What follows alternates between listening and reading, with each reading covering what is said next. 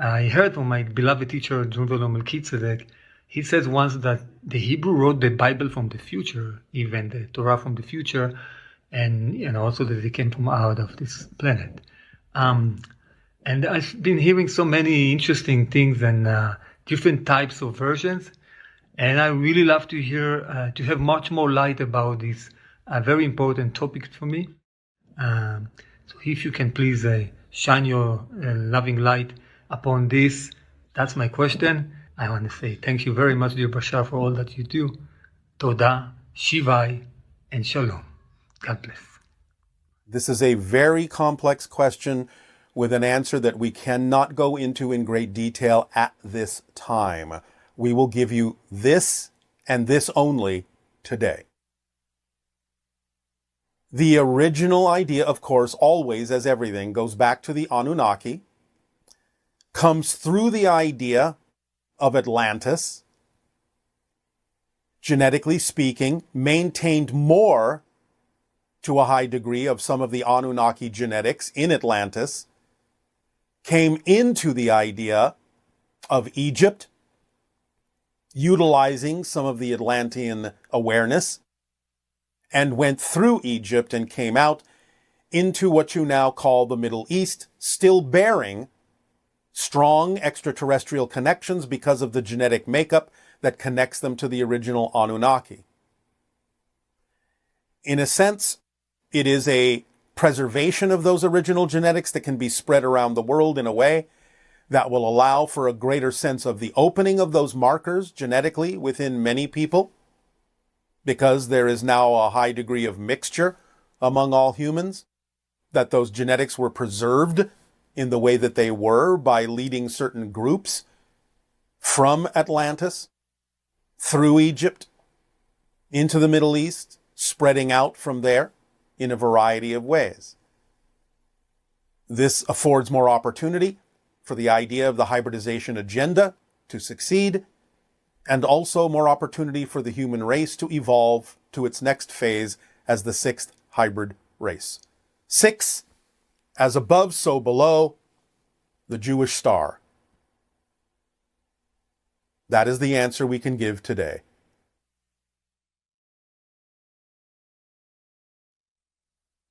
Hi. And good day. A number of years ago, I had an experience. I was researching some sightings in Mexico, and I went to go turn my light off.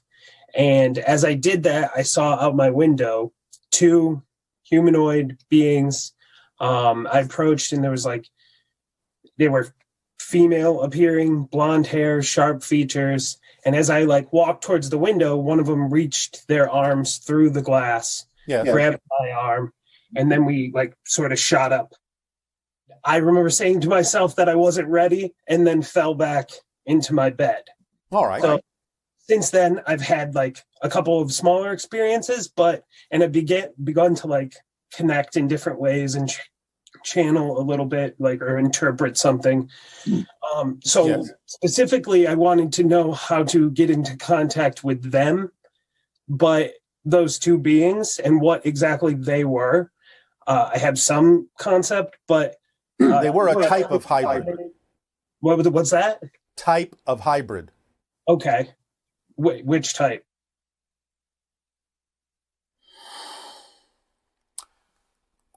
We're not allowed to discuss that exactly yet.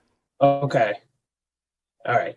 That makes sense. But then how to better get in contact in general, but then being able to hone in specifically on that energy and get into contact with that. Well, as you drift off to sleep and relax, by remembering that incident and at the same time feeling the energy you felt, feeling how you felt at that moment when that was happening, visualizing it, and asking for more conscious recognition on your own terms to participate with them, you might be able to invite them back.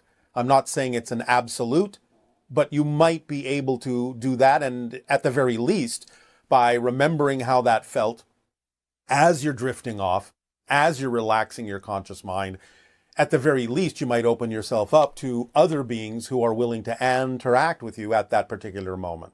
But again, remember, put it out there that you are willing to interact, take responsibility for your part in it, and that you would prefer to interact on your own terms. Okay, that makes sense.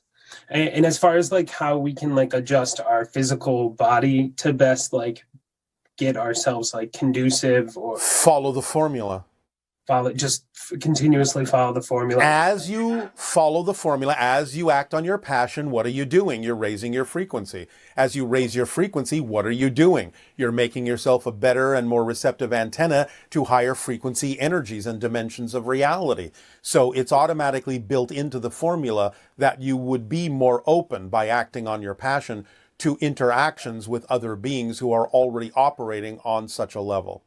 Even down to like the physical components of like what to eat and sleep, like sleeping patterns and things like that. Everything will match the idea of your natural biological rhythms when you are in sync with yourself, which is what following the formula will help you do.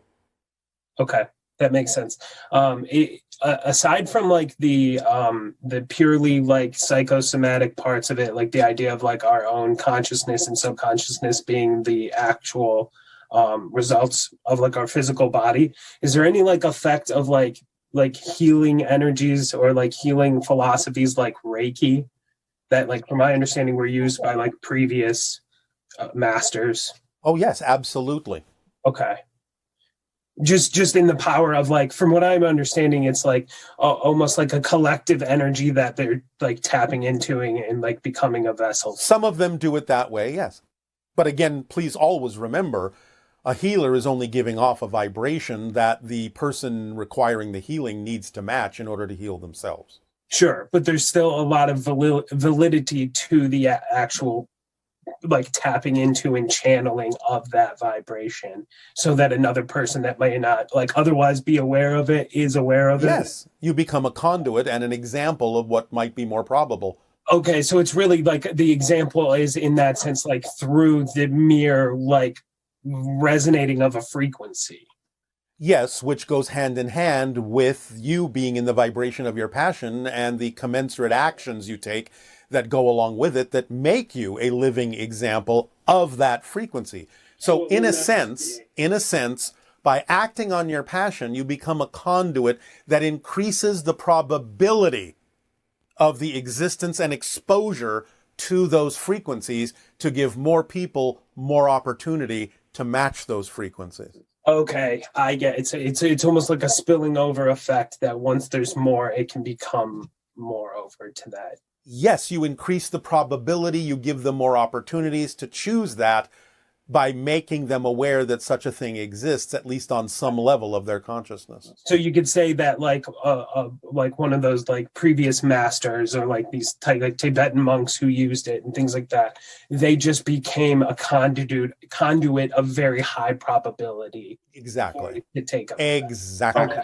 So much so that they could even like imbue sort of like an object through the mere like suggestion of it, like, hey, carry. Permission slips can be part of the process if that's what works for different belief systems. You see, what we're describing to you here is exactly what happens on our world when we say we operate in pure synchronism, and that there can be not a government, but an organizing body that chooses to function in a way that increases the probability for all of us of experiencing synchronism.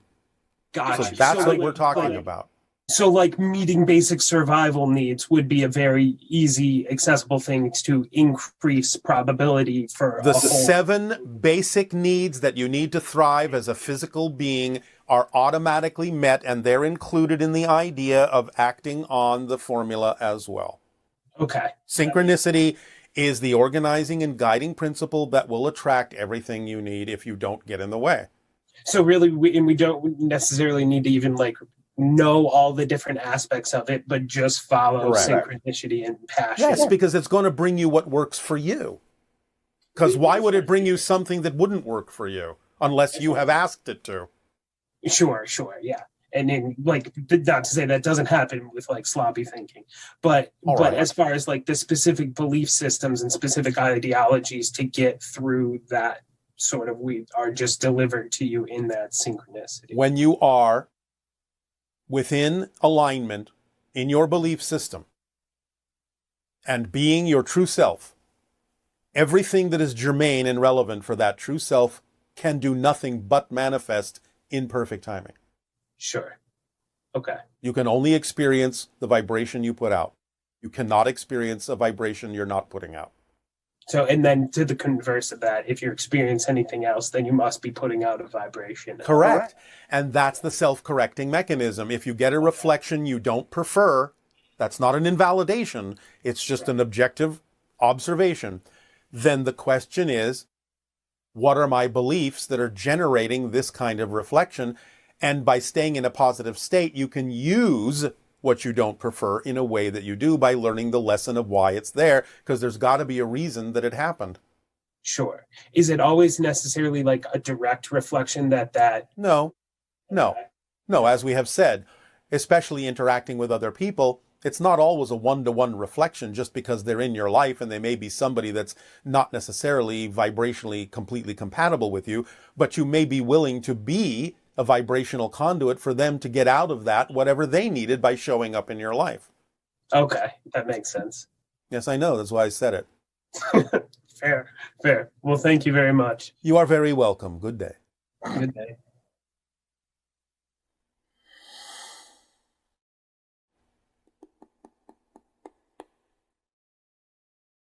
Darryl Bashar, and thank you for your high vibrational formula. Where does love figure into that equation? Thank you. Love is the vibration of existence itself. Unconditional love is how you translate the vibration of existence itself. And therefore, the formula being that it helps you raise your vibration to be more compatible vibrationally with the frequency of existence itself is something that permeates the entirety of the formula. Hello there, hello Bashar. My name is Benny. I'm from Portugal and France. I have a question about existence. There is something that I don't quite understand, which is how can existence be unaware of itself?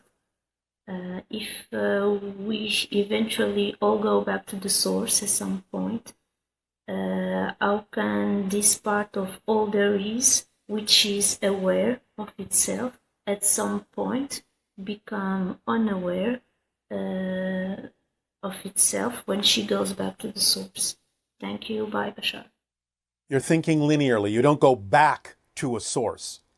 And the idea of the portion of the one and all that is exists simultaneously. The idea of the one that isn't aware of itself exists simultaneously with the expression of the one that is aware of itself. That's why we refer to it differently as all that is. But you don't go back to it in the linear sense. I understand what you mean by the question, but that's not exactly how it works, mechanically speaking. You can raise your vibration, you can become your version of all that is, but the idea is that because you are a reflection and self-aware, you never actually become unaware. You are representative of the portion of the one that is aware. It's just that the portion that is not aware also exists simultaneously with the portion that is. Therefore, you do exhibit both, but you will never be aware of the portion of yourself that is unaware of itself. So why bother to focus on it? Hi, Bashar. And to you, good day. Good day. So I kind of want to start with like a deep dive. Go as deep as you wish. Thank you. Okay, so linearly speaking, I know that there is no linear time, but yet here. Well, there is an experience of linear time, but Yes. time itself, yes, is a created side effect. Okay. And what I've been processing the past few days has been some old layers surfacing related to having sexual encounters. Yes. And But remember, they're not old in and of themselves. You're simply recreating them in the present okay. for whatever reasons you believe you need to. Okay. And I feel like one of the reasons why I need to is because I feel like I want to, on some level, be of service to other women and people who have had experiences. And how would you like to go about doing that? in a fun way, All right. Well, is your imagination up to the task? Yes. All right. So what's the issue?